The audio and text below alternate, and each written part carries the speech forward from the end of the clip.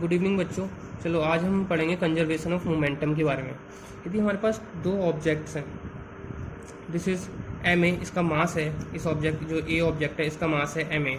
यदि ये कुछ वेलोसिटी से चलता है यू ए, यहीं पे दूसरा ऑब्जेक्ट है बी, इसका मास है एम बी और ये चलता है यू बी स्पीड से, इनिशियल वेलोसिटी से। अब यदि दोनों के दोनों आपस में कोलाइड कर गए कुछ टाइम के बाद, कि ए ऑब्जेक्ट और बी ऑब्जेक्ट एक दूसरे से टकरा गए, ठीक है, और इसमें जो ए ऑब्जेक्ट है जब मूव कर रहा है कुछ से, तो इसका मतलब ये कुछ फोर्स लगाएगा इस पर। कितना फोर्स? मान लो ये फोर्स लगा रहा है एफ ए बी, मतलब ए लगा रहा है बी पे। उसी टाइम जो बी भी है वो फोर्स लगाएगा उल्टा, कितने पे? एफ बी ए से, ठीक है। अब जब ये फाइनली, जब बाद में कोलिजन के बाद क्या होगा? ए, तो ये इसका मास एम ए, ये हो जाएगा, इसकी जो वेलोसिटी हो जाएगी कुछ चेंज हो जाएगी, तो वी ए हो जाएगी मान लो। और जो बी ऑब्जेक्ट है वो उसका मास एम बी, तो इसकी वेलोसिटी कुछ वी बी हो जाएगी, ठीक है। तो ये है हमारा बिफोर कॉलिजन, ये हमारा है बिफोर कॉलिजन, ये है ड्यूरिंग कॉलिजन, जब कॉलिजन हुआ, और ये हमारा आफ्टर कॉलिजन, ठीक है। अब देखिए, अब इसका प्रोसेस क्या होता है। जब, अब देखिए, हमने सेकंड लॉ ऑफ मोशन पढ़ा था।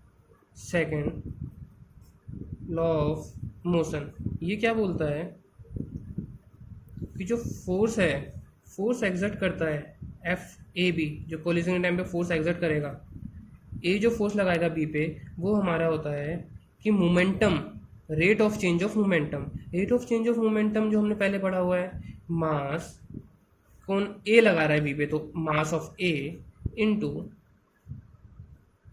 उसकी वेलोसिटी में change, V A minus U A, final velocity minus initial velocity of A, फिर अपॉन में टी। ये हमारा फोर्स हो गया जो ए बी पे लगा रहा है। सेम एफ बी, जो बी ए पे लगाएगा ये फोर्स, तो ये होता है एम इंटू बी, क्योंकि जो हमारा बी फोर्स लगाया है तो इसलिए उसका मास लिया जाएगा। वी बी माइनस बी की जो final velocity minus U into B, U B यानी कि जो उसकी इनिशियल वेलोसिटी है, अपॉन में टाइम, ठीक है। तो एफ ए बी मिल गया हमें, ये होता है हमारा rate of change of momentum of A, और ये एफ बी ए होता है हमारा rate of change of momentum of B, object B. अब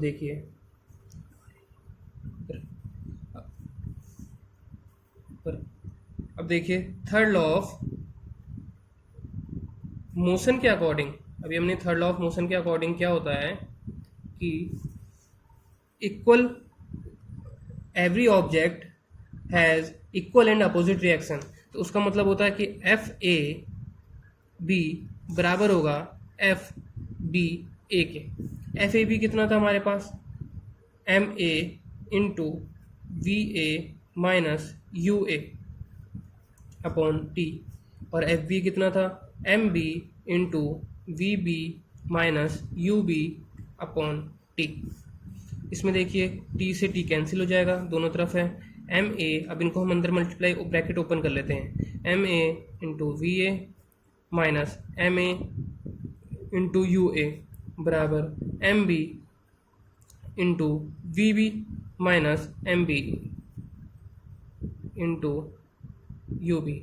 अब आप देखिए, हमारा होता है फॉर्मूला, इसमें थर्ड लॉ ऑफ मोशन हमें कहता है कि फोर्स जो ए बी पे एक्सर्ट करेगा उसके इक्वल तो होता है मैग्नीट्यूड में, लेकिन अपोजिट होता है। तो यहाँ पे माइनस साइन, तो यहाँ पे minus and this is plus. अब एम ए वी ए, यहाँ पे एम बी वी को इधर ले जाइए, तो माइनस का साइन चेंज होकर प्लस में हो जाएगा, M B V B is equal to, इधर पे है एम, अब देखो यहाँ पे माइनस साइन में ही है तो उसको उधर ले जाइए, M A U A plus M B U B. हमने क्या किया है, हमने इनिशियल वेलोसिटीज वालों को एक तरफ कर दिया, फाइनल वेलोसिटी वालों को एक तरफ कर दिया, ठीक है। अब देखिए, अब हमें पता है कि मोमेंटम क्या होता है, मास इनटू वेलोसिटी। तो ये हमारा M A V A plus M B V V, this is final after collision की जो वेलोसिटीज थी वो थी। तो इसका मतलब ये जो हमारा है वो आफ्टर द कोलिजन का मोमेंटम है, ठीक है। तो ये हमारा फाइनल मोमेंटम है, या फिर हम इसको लिख सकते हैं मोमेंटम आफ्टर कोलिजन, कोलिजन के बाद का मोमेंटम है, इज इक्वल टू, और ये इसकी इनिशियल वेलोसिटी है। यहाँ पे देखिए ये इसकी U A and U B जो इसकी इनिशियल वेलोसिटी है। इसका मतलब यहाँ पे M A and U A और यू बी जो है एम बी यू बी इसकी इसका मोमेंटम है बिफोर कॉलिजन, बिफोर कॉलिजन। तो ये हमें क्या शो करता है कि momentum after collision, momentum before collision जो है वो हमारा इक्वल रहता है हमेशा। इसका मतलब it shows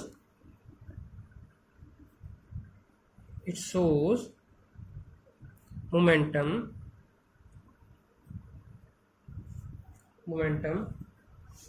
it shows momentum always conserved।